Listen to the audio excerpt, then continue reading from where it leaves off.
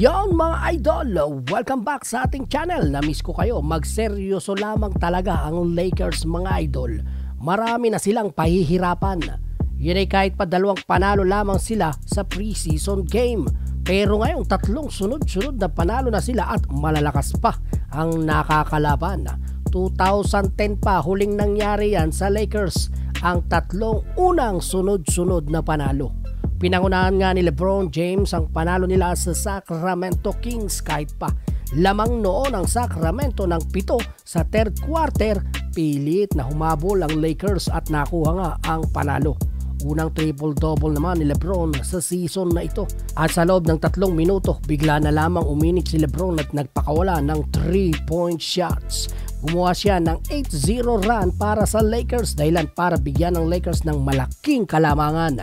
Samantala tumulong din si Davis, 14 points sa fourth quarter mga idol. Malaking bagay talaga ang 3-point shot niya sa huling 37 seconds ng laban. Ibig sabihin yan, sa total 44 points ng Lakers sa fourth quarter, 30 points diyan ang pinagsamang points ni AD at LBJ.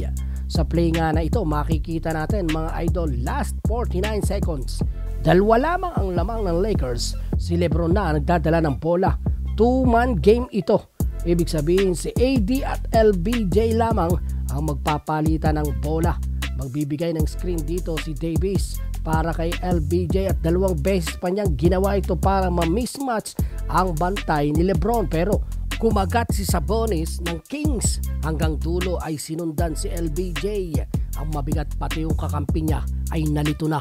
Kaya naman naiwan si Davis sa 3. At alam yun ni LBJ. Kaya isang kick out pass kay Davis sa 3 at isang all-alone 3-point shot ang nangyari.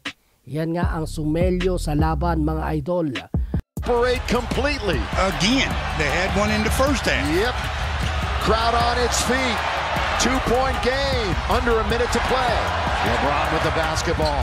LeBron to AD. Gonna try a 3. Got it! Nakakalito talaga pag pick and roll ang ginagawa nito ni AD at LBJ. Nahihirapan ang bantay kung sino sa kanila ang haharangan. Ngayon ang tanong, ano nga ba ang pambihirang diskarte ngayon ng Lakers? Bakit sunod-sunod na ang panalo nila?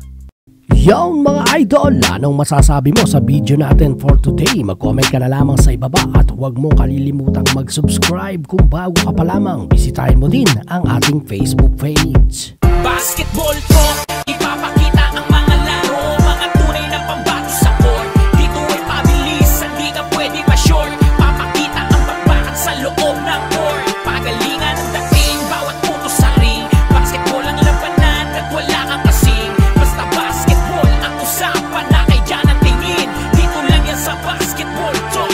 Basketball talk, puso sa puso, laban ang pagalingan.